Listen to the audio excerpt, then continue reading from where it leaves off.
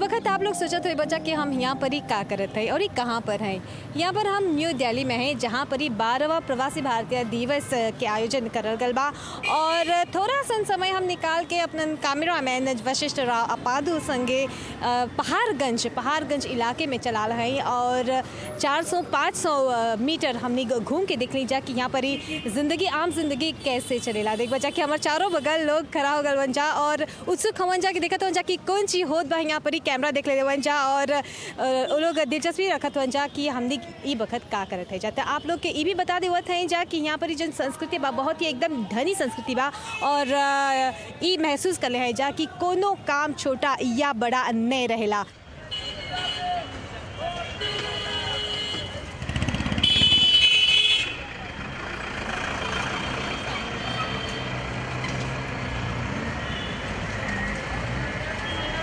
नई दिल्ली के railway station से जैसे ही कदम बाहर निकल रास्ता पार कर ल तब पहाड़गंज के मुख्य बाजार के द्वार पर अपने आप के खड़ा पैबा।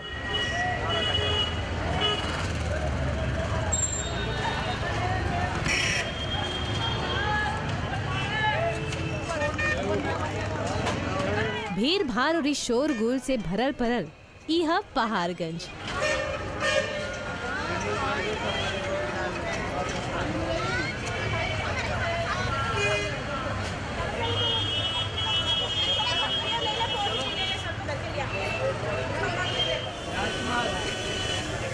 यहाँ पर और एगो खासियत है एक ढाबा रेस्टोरेंट पकवान पूछा नहीं और ये जोन प्रकार से सड़क के किनारे किनारे तोहरा बुलाइयन जा आवा खाल खाना बा बढ़िया।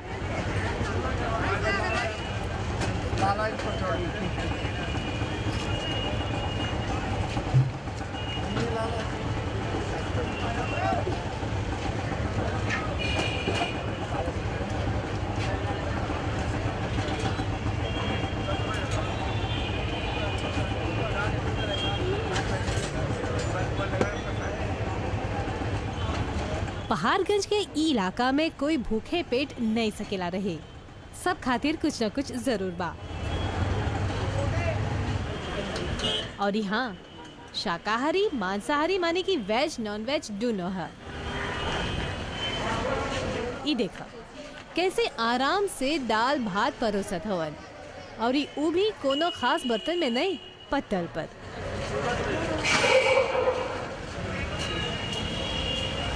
खुला आसमान में आवाजाही के बीच कितना साधारण।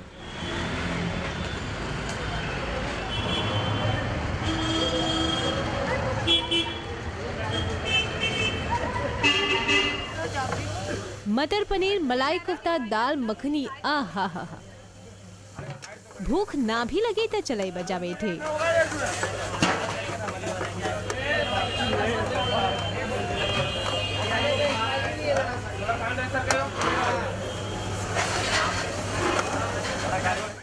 ई ढाबा में तोहरा दिखाए जा कैसे मटर पनीर के छौंका लगावल जाला।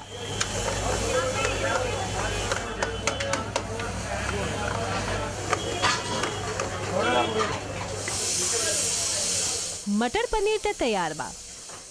पहाड़गंज में हुआ तक काहे की फिक्र ल गर्मा गर्म नान खाना के साथ साथ तरीका भी देखा कैसे बनेला।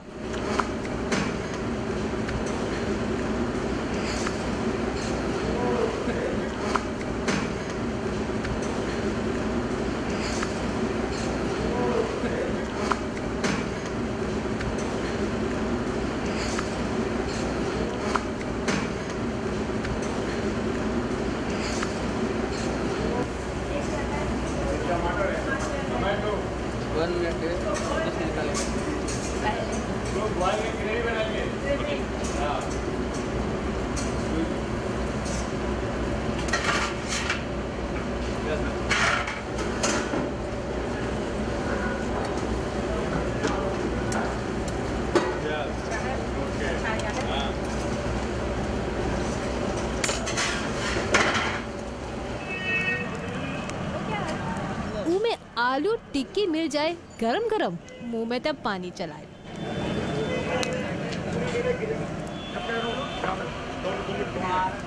अबे जब मैं कह रहा हूँ ना चाहिए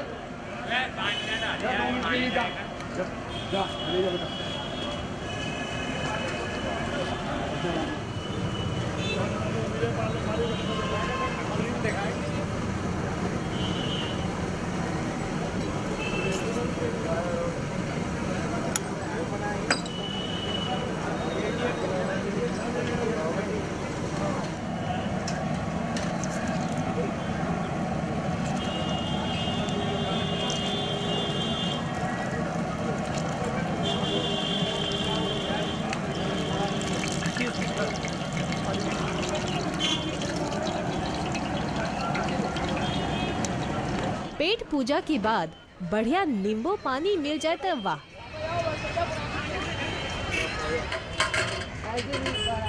खै की पान बनारस वाला खुल जाए बंद अकल का ताला।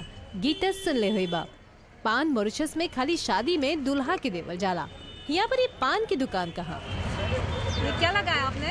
ये चूना है और ये कट्ठा है। अच्छा, कलर के लिए।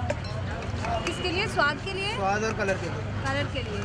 पहाड़गंज के दुकान में खाली हरियर पान के पत्ता से नहीं, जोन पत्ता प्यारा जला उसे भी पान बनेला।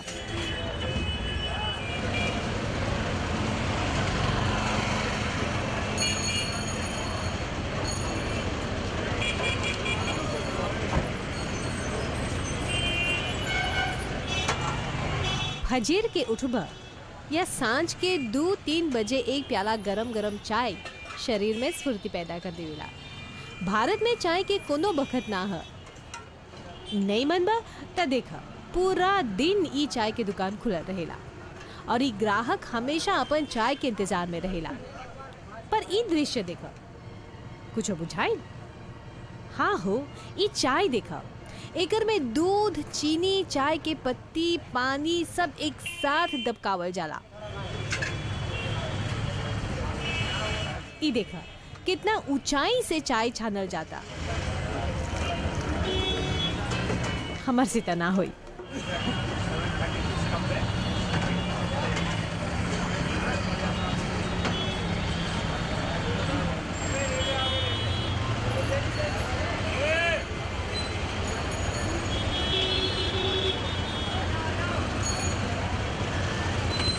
पहाड़गंज में बुझाला जिंदगी कबो एक सेकंड खातिर भी ना रुकेला।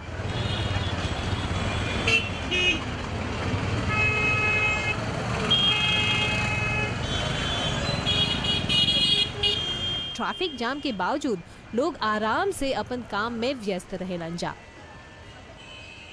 बिना कोनो टकरार मुस्कान हमेशा चेहरा पर रहेला।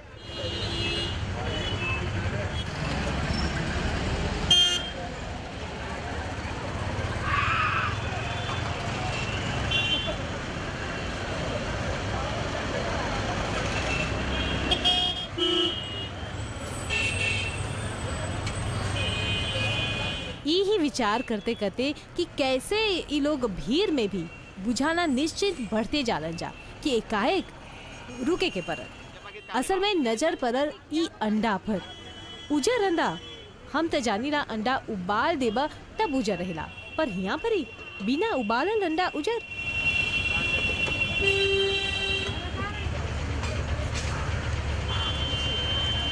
पहाड़गंज में जहाँ बड़ा बड़ा शॉपिंग मॉल बा हुआ पर ही फेरी वाला भी बा।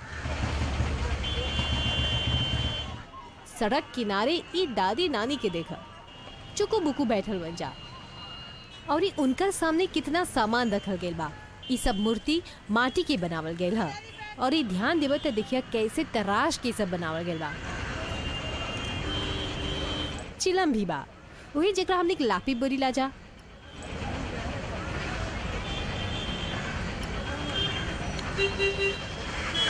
और ये सब सामान देखा असल में ये सब पीतल के ना है बल्कि माटी के ही है।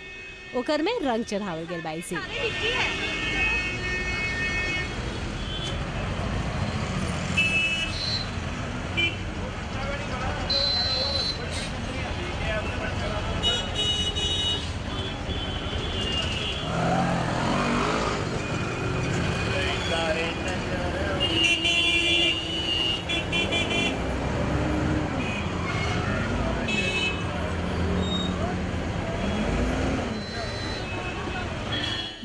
रेलवे स्टेशन के सामने एगो टोली लाल पोशाक में हमने के बुझाल कोनो हड़ताल होत बा, पर ध्यान दिला के बाद तब पैनी जा कि ई लोग कुली हवन जा, बोझा उठावेलन जा। ई लोग में एगो अद्भुत अनुशासन है, कबू झगड़ेलन जा नहीं, सबके बारी है।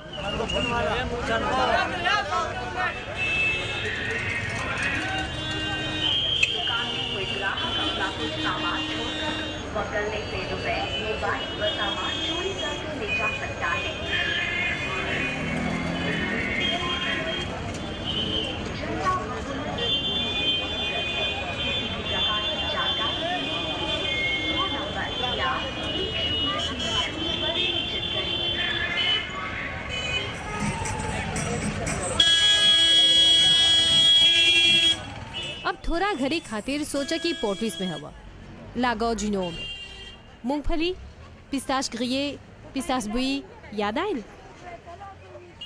देखले हुई बा हुआ परी बालू में मतलब कि पिस्ताश ग्रिये करेलन जा, पहाड़गंज में नहीं, हिया मटका में अंगोरा डाल के मूंगफली के बीच में रखेलन जा और ये कैसे बेचलन जा, तराजू में तोड़ के।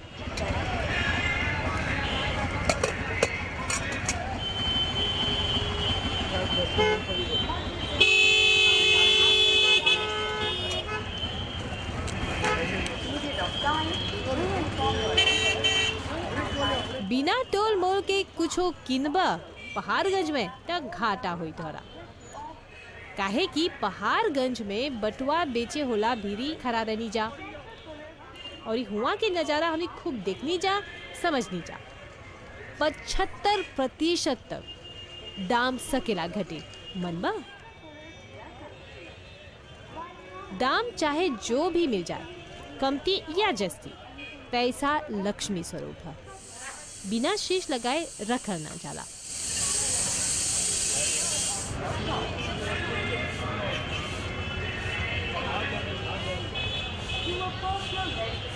सांझ होते होते हमनी तक थक गई जा, पर पहाड़गंज में थकान कहाँ। पहाड़गंज में हमनी हर तरह के लोग से मिली जा, मुस्कुराते, हंसते बोलते, संगठित। हाँ, कैमरा जैसे पड़ेला वो लोग पर खड़ा हो जालन जा तस्वीर खींचे खातिर। अब ई दादा के देखा जा कैसे टुकुर टुकुर देखा था ना। महात्मा गांधी के प्रभाव आज भी भारत में बा, ओकर सिद्धांत अभी भी कायम बा। कोई कोई गांधी जी से इतना प्रभावित हवन जा कि वेशभूषा भी गांधी जैसन कर देलन जा।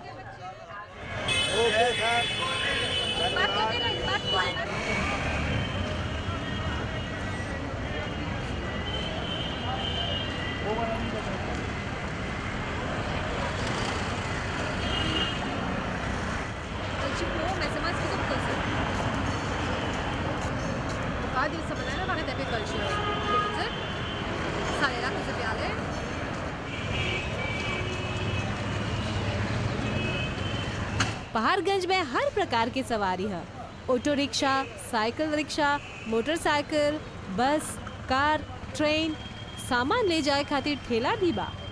अपन पसंद की सवारी चुनला।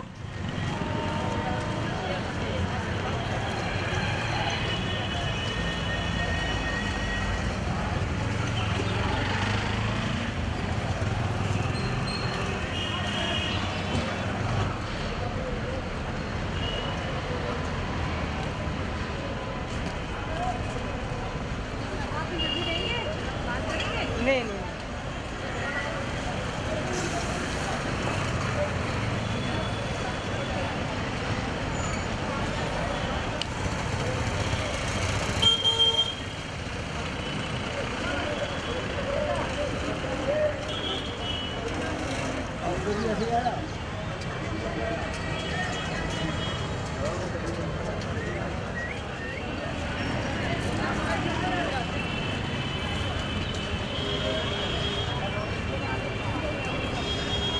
फजीर से हमने सांझ तक हो गल बा और देखबा हुआ परी सूरज भी ढले लगल बा। बकीर काम खत्म ना होल बा, कोई आता कोई जाता और अपन काम करते जात हुअन जा। और रिक्शा वाला भी जैसे कि बोली लाजा स्टैंड बाय हुअन जा कि कब कोनो ग्राहक कोनो सवारी चलाए और उनके काम जारी रही।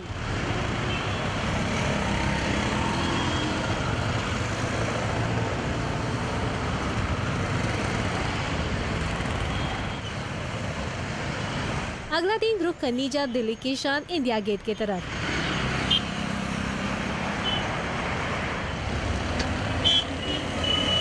ये इमारत पहला विश्व युद्ध में 90,000 भारतीय सैनिक के शहीद होइला के याद में बनावल गया रहल।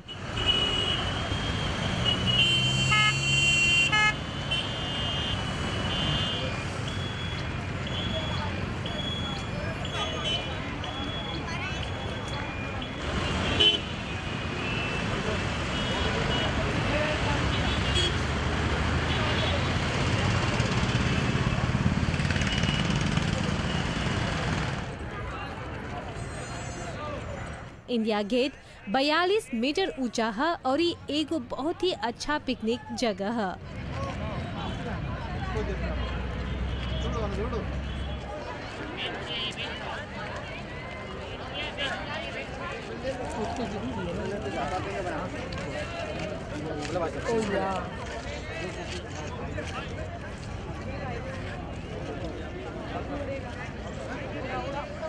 दोस्त लोग संगे, परिवार संगे या फिर पर्यटक यहाँ पर ही रहते रहेलन जा।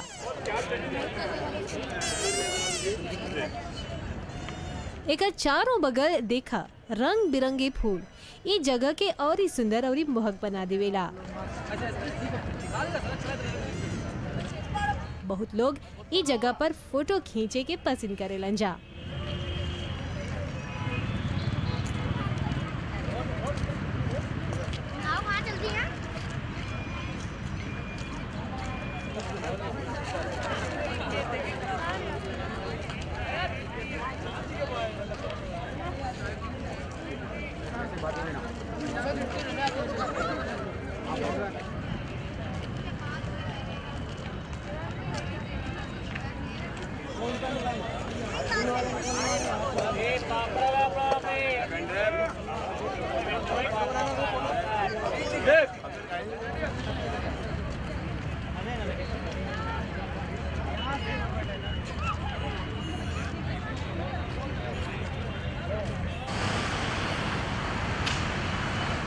नई दिल्ली में राष्ट्रपति भवन के आसपास 11 मूर्ति के एगो स्मारक है और ये स्मारक उ सब भारतीय लोग के नाम करल गए जो भारत के स्वतंत्रता संग्राम के हिस्सा रहलन जा।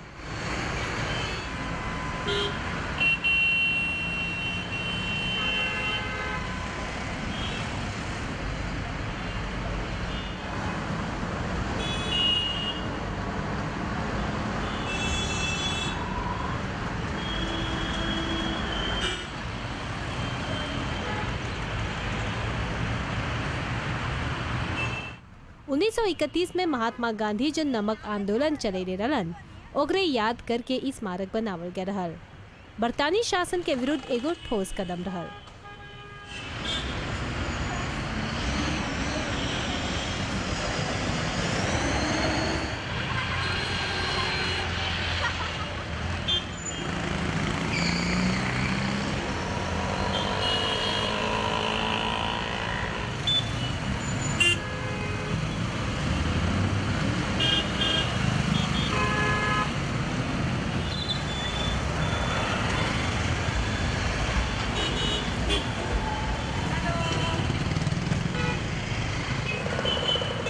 ग्यारह मूर्ति देखला के बाद हमने कह लीजिए कुतुब मीनार।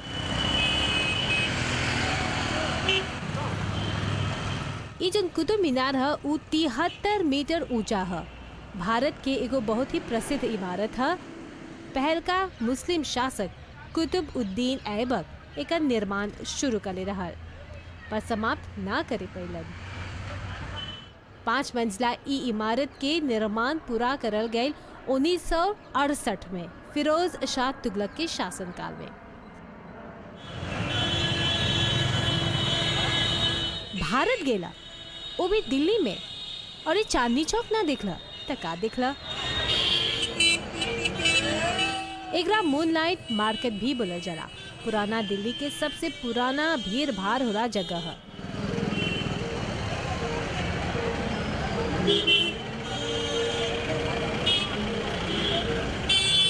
सत्रहवीं शताब्दी में एकर निर्माण मुगल साम्राज्य में शाहजहां करे रहल और एकर डिजाइन उनकर ही बेटी जहां आरा करे रहल। चांदनी चौक के आसपास कितने धार्मिक जगह है, जैसे श्री दिगंबर जैन लाल मंदिर बा, गौरी शंकर मंदिर बा, गुरुद्वारा, चर्च, मस्जिद, ई सब बा। पर सबसे खास जो है वह ओकर बाजार।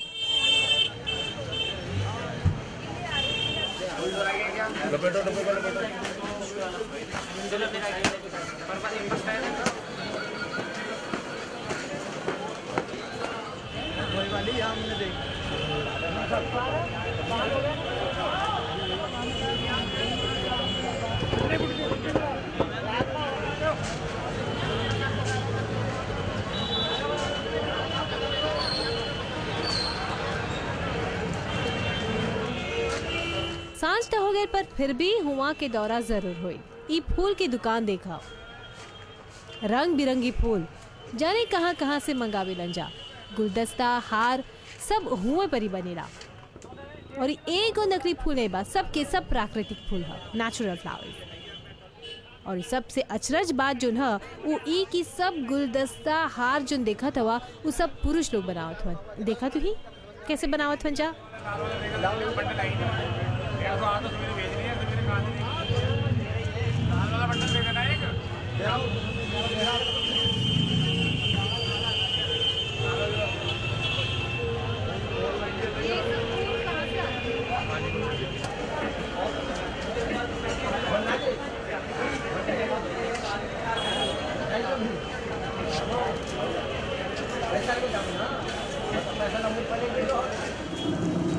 थोड़ा आगे गर्मा गर्म समोसा तारा जाता है।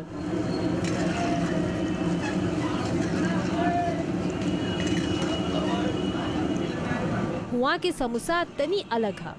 एक जना तब पूछबो करलक कि मॉरिशस में समोसा ना बाका, काहे समोसा जैसा साधारण चीज के शोध करत है जा। तब उनका समझे नहीं कि मॉरिशस में जो समोसा है ओकर आकार तनी छोटा है और ये अलग बनेगा।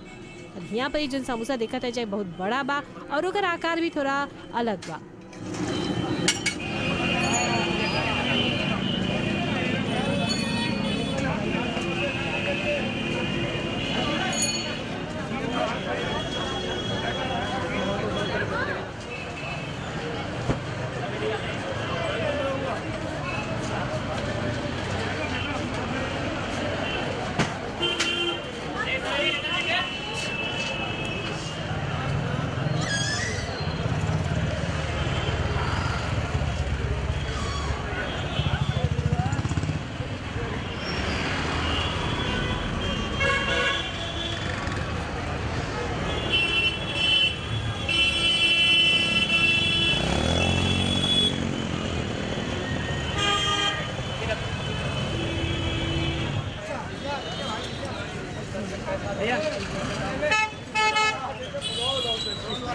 त ई रहल एगो झांकी पहाड़गंज, इंडिया गेट, कुतुब मीनार और चांदनी चौक की।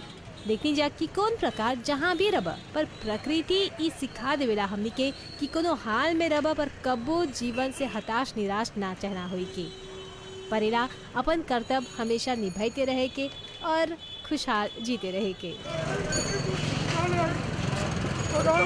अरे काम खरीदेंगे।